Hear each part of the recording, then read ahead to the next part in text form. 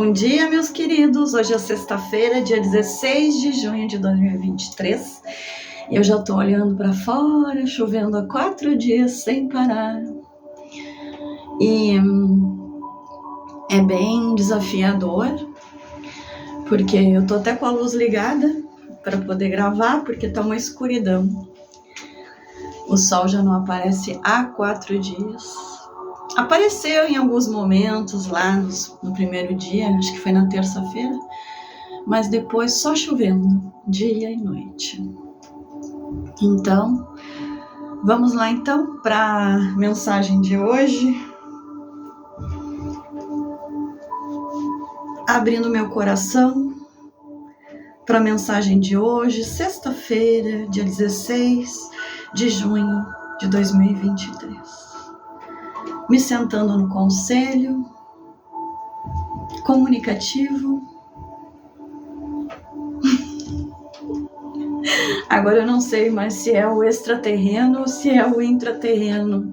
Eu tô no meio, assim. Vou para um lado ou vou para um outro. O dilema do libriano. Eu sou libriana, gente. A gente nunca sabe o que vai escolher. Ambas as portas estão abertas. Hoje eu quero falar do poder da observação. Será que eu posso ficar sentada aqui no meio, recebendo as mensagens de ambas as portas, de ambos os conselhos, e falando sobre o poder da observação, meus queridos? Será que a gente pode fazer isso hoje? Sexta-feira, último dia útil da semana. Creio que sim, ó. Tá começando a vir, ó. A energia tanto da porta dos intraterrenos quanto da porta dos extraterrenos tá se juntando aqui, ó. O poder da observação. Tente-se observar. Observar-se. É aí que está o segredo do autocontrole, do controle das suas emoções. Estude-se. Muitas vezes nós mandamos áudios para as pessoas em momentos de desespero. Mas você já parou para pensar em escutar esse seu áudio? E se estudar, você se estudando, se observando como uma pessoa que está longe daquele problema, distancie-se do seu problema. Quando você está aqui, ó, no furacão, rodando, você não consegue ver nada. Das duas umas, ou você se distancia, você sai desse problema, ou você entra mais dentro dele e ocupa o olho desse furacão. O olho desse furacão.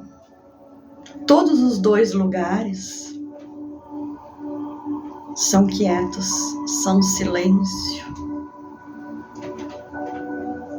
Tanto essa superfície aqui, esse lado de fora. Gente, essa porta batendo é o vento, tá? Deu um solavanco agora. Ou essa parte de dentro é também silêncio. Eu acho que eles estão avisando para nós que essa parte de dentro não é silêncio. Nessa parte de dentro você está envolvida ainda por todo esse barulho. Então, fique do lado de fora. Tente ver as coisas com naturalidade, com racionalidade. Segure esse cavalo louco que corre aqui, ó. Coloque rédeas nele. Mantenha-o sob controle. Estude-se.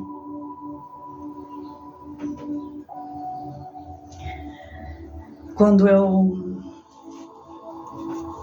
eu ainda realizava meu trabalho no comércio exterior, eu tive a oportunidade de ir 2 vezes para a Alemanha e 1 vez para Israel. E na primeira vez que eu fui para a Alemanha,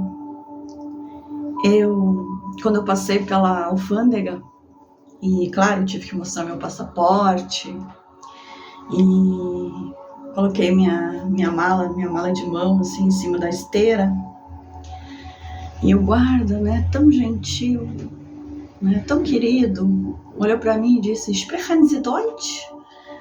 Para quem não sabe alemão, quer dizer, você fala alemão?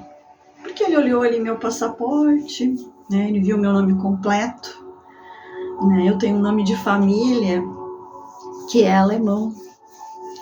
Então ele olhou e falou assim, mas eu olhei, né, eu estava em pânico. Eu sabia que a minha reação não era natural, não era para o momento. Eu tremia.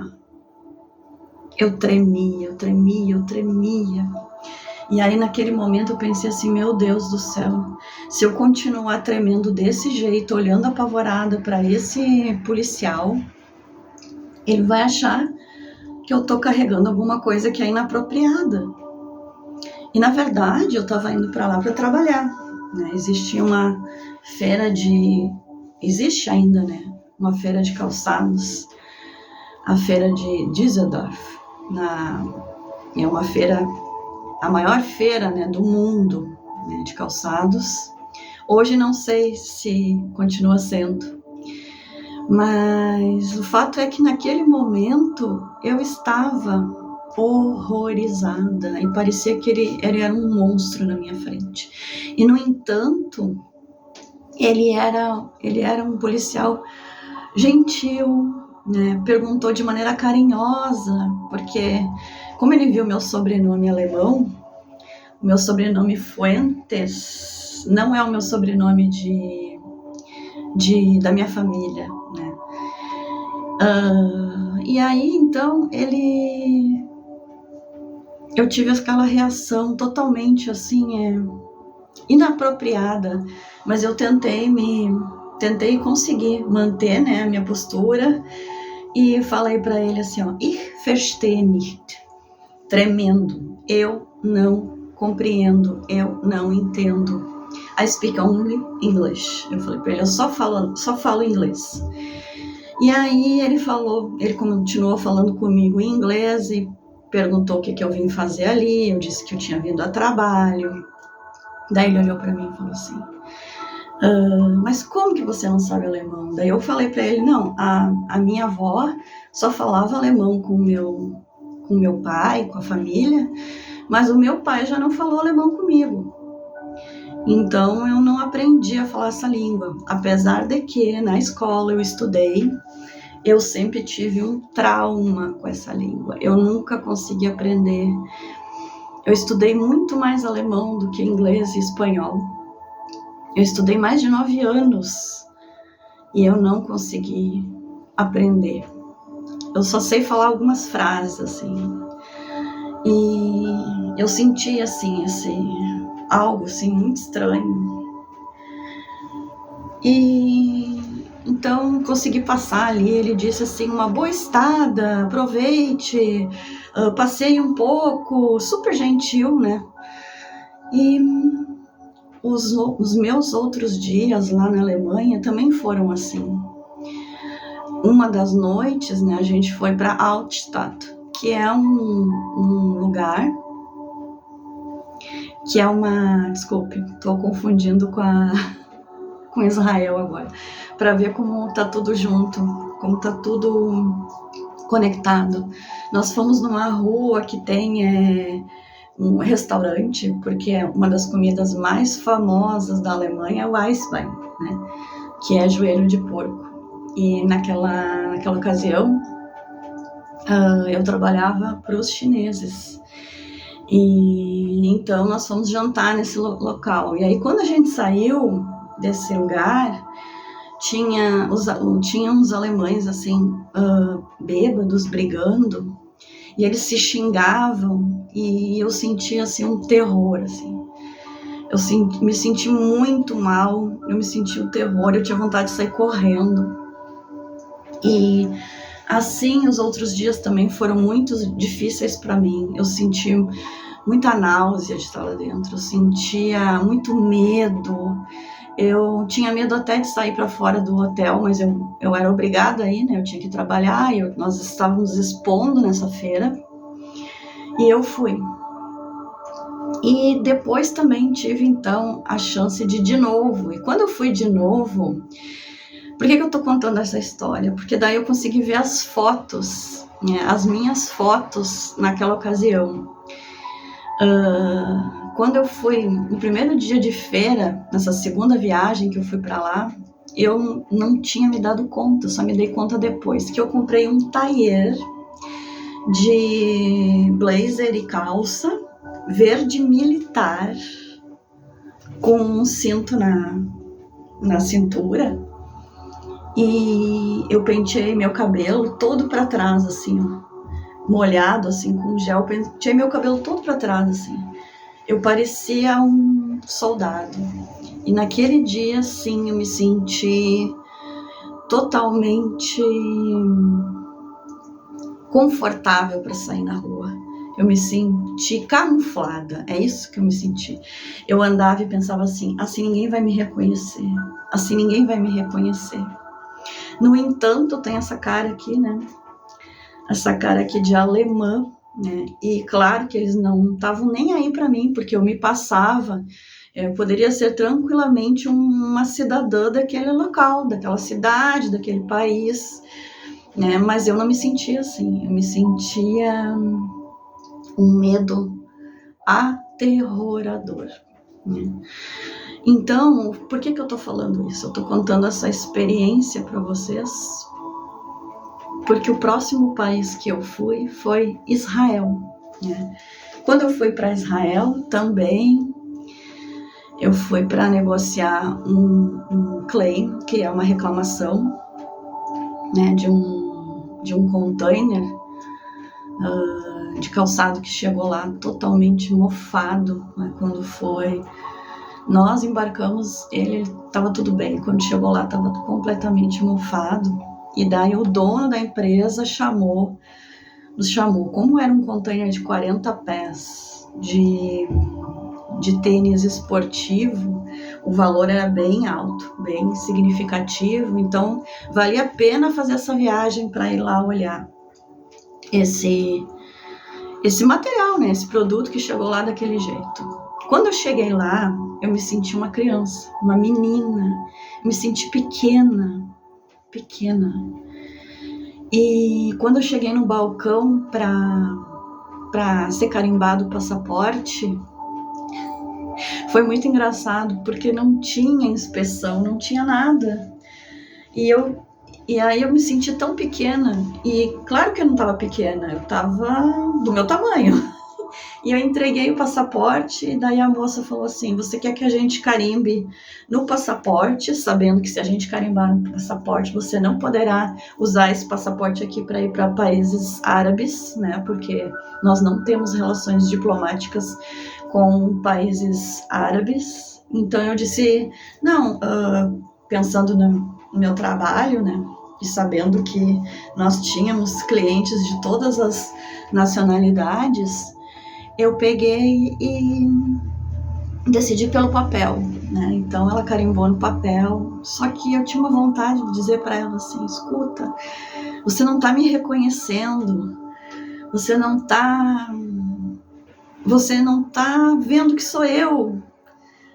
E eu sentia que ali era a minha casa, eu sentia uma identidade, mesmo não tendo nada que ver com aquilo ali. E aí no final, nos próximos dias, eu sofri preconceito, né, no sentido assim do meu rosto ser alemã, né, da minha religião ser católica naquela época, né, e eu fui falando com as pessoas e fui dizendo que eu era católica, mas que eu procurava sempre questionar que a minha fé não era cega, né? Mas mesmo assim, eles me olhavam com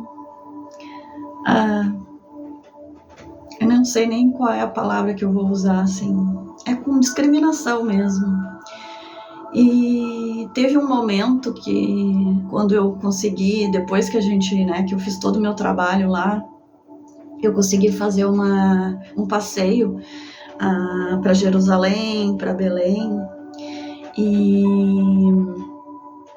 na volta, né, a gente vai olhar a gente vai para o Museu do Holocausto. E foi uma das sensações mais horríveis da minha vida quando eu entrei no Museu do Holocausto. E quando terminou a visita, eu já estava morta, né? Eu já tinha morrido ali. E tem 1 milhão de velas acesas ininterruptamente para cada criança que morreu. E eu sabia direitinho que uma vela daquelas ali era para mim. E por que eu estou falando do poder da observação? Porque quando a gente está inserido, né, nesses medos irracionais, né, nesses medos que não se justificam, né, que era o caso, né? Depois também, né, quando eu saí no outro dia, e daí as relações entre nós e eles já estavam assim bem estabelecidas, porque a gente realmente, esse senhor tinha razão de receber o dinheiro dele de volta, porque o material estava completamente impossibilitado de ser comercializado. E aconteceu assim um alívio de ambas as partes, né? Então ele nos levou para jantar, né? Me levou para jantar. E durante essa janta, a gente percorreu essa cidade, a ponta de Tel Aviv, que é uma cidade chamada Old Jaffa. E eu me confundi lá com Altstadt. Lá era Altstadt mesmo, que é a cidade velha na Alemanha, e aqui é Old Jaffa, que é a velha Jaffa, que fica assim numa ponta de Tel Aviv. Tel Aviv é um lugar muito bonito. E ali, caminhando, né, durante a noite, a rua iluminada, eram ruas muito estreitas, porque é uma cidade antiga, medieval, então a rua era bem estreitinha mesmo. E aí a gente passa na frente de uma porta e eu vejo uma das esculturas que está lá na entrada, uma semelhante a que está lá na entrada do Museu do Holocausto, que era para mim um monstro de 3 metros de altura, né, e sem rosto, né, não tinha rosto. E aquilo, quando eu vi aquela escultura lá no Museu do Holocausto, eles disseram que essa artista então representou o Holocausto dessa maneira, que para ela o Holocausto era esse monstro, né, de 3 metros de altura, sem rosto. E quando eu fui chegando lá nessa ruazinha em Old Jaffa, e eu olhei para dentro e eu vi esculturas assim horríveis, eu logo a minha mente foi lá naquela escultura lá, e daí a senhora, que era a esposa desse gerente, né, que estava nos recebendo, ela disse assim, ó, que ali era então o ateliê dessa artista, que tinha a escultura dela lá no Museu do Holocausto. E aí eu olhei para dentro assim, na mesma hora eu tive um comportamento absurdo, né?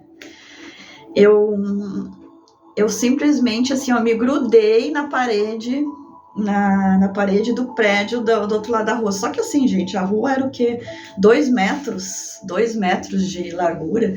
Eu me joguei assim, ó, contra o outro prédio, né? Tudo pedras assim, pedras cor bege, né?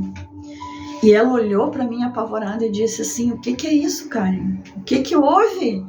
Daí eu disse, não, eu não quero entrar aí. Eu não quero entrar aí. Daí ela disse, mas é a casa de uma artista. Ela falou, o trabalho dela é tão bonito. Daí eu disse, não, por favor, eu não posso entrar aí. Eu vi o horror na minha frente. Naquele instante, eu revivi tudo num flash, assim. Tudo que eu tinha passado na guerra. Ainda que em uma fração de segundos. Então, por que eu tô contando tudo isso? Para falar para vocês sobre o poder da observação. Eu só fui me dar conta disso tudo no momento que eu me retirei dessas situações, no momento que eu estava mais distante disso tudo. No momento que eu já estava aqui no Brasil, né, foi quando eu tive 7 sonhos reveladores que me mostraram quem eu era, onde eu morava, como era a minha família, como eles morreram, onde eu fui parar, né? E inclusive eu contei alguma coisa disso lá na minha entrevista com o Flávio Vale, no canal do Flávio Vale. E aí o que eu quero dizer para vocês, que a gente só consegue se distanciar da nossa dor quando a gente consegue observá-la, quando a gente consegue se distanciar dela, quando nós somos o estudo de nós mesmos. Porque, na verdade, a Karen não é mais aquela menina que sofreu lá naquele tempo, lá naquele conflito. Eu já falei várias vezes a palavra proibida. Eu não sei se esse vídeo vai ser liberado, porque ontem também, né, o vídeo foi para análise e quase que não foi publicado. Então, o que eu quero dizer para vocês é isso: o poder da observação, o poder de deixarmos de sermos vítimas, o poder de deixarmos de sermos depressão, de sermos tristeza. No momento que você consegue fazer esse distanciamento, em que você consegue ser essas duas partes, vamos dizer assim, a parte que está sentindo e a parte que está observando, é aí que começa a sua cura, é aí que começa a sua serenidade, é aí que começa por quê? Porque é aí que começa o seu entendimento. Eu vim sem o véu, né? Eu sempre, lá no programa do Flávio também falei que eu sou uma arcturiana híbrida felina. Então eu vim com essa sem o véu do esquecimento, né? Para que eu pudesse também ajudar outras pessoas. E eu fui entender isso há 2 anos atrás, que eu poderia usar essa minha faculdade psíquica para poder ajudar as pessoas. Mas o que eu estou dizendo aqui agora é importante, é muito importante que você comece a se observar, que você comece a ver a maneira que você escreve, que você comece a ouvir os áudios que você manda e você comece a entender que a melhor versão de você mesmo não é esse ser que está deprimido, esse ser que está lamentando, esse ser que não aceita as condições em que você vive.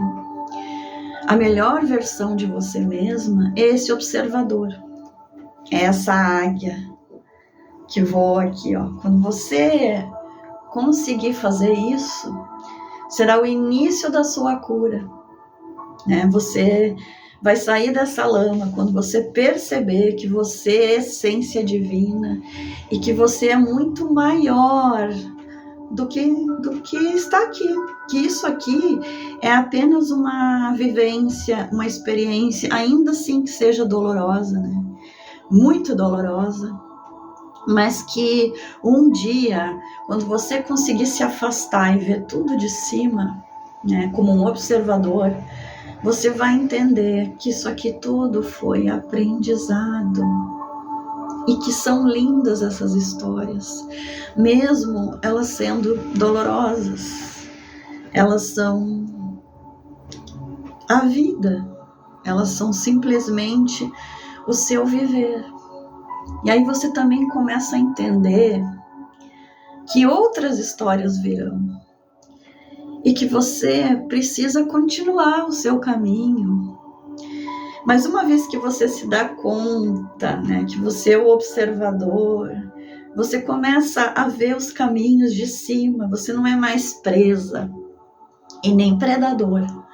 Você simplesmente começa a ver de cima e você começa a escolher caminhos melhores para você. Mas enquanto você está aqui, né, na tristeza, na lamúria combina com lama, né?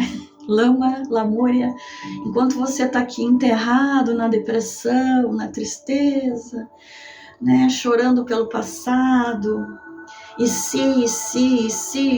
e si, meus queridos, não existe. O e si não existe de jeito nenhum. Isso só traz culpa de algo que você nem é culpado.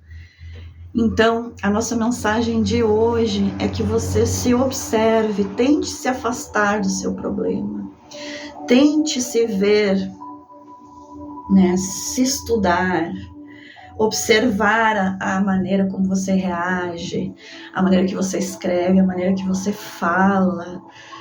Essa coisa de mandar áudios, né, no WhatsApp é bem interessante, né? Agora a gente tem também essa ferramenta para poder se escutar. Isso é muito valioso. No momento que você consegue se escutar, você começa a perceber que você é muito maior que aquelas palavras. Você é muito mais forte, porque você é espírito eterno. Você é espírito que sempre vive e sempre viverá. Você é essência divina. Você foi criado à semelhança do seu Criador. Então, o que você está fazendo aí na lama, na depressão, na tristeza, na lamúria? Vem aqui, ó, esse olhar de cima, contemplar-se. Venha se contemplar. A meditação é uma forma de fazer isso, mas se você é muito elétrico e não consegue meditar, se estude, crie um diário, escreva o que você sente. É tão bom fazer isso. Isso sim pode curar você. Essa foi a mensagem de hoje, meus queridos. A mensagem do poder da observação, do observar-se, na verdade. Um beijo, tenha um ótimo final de semana e uma feliz sexta-feira, porque a sexta-feira ainda não acabou. Tudo de bom. Até segunda-feira.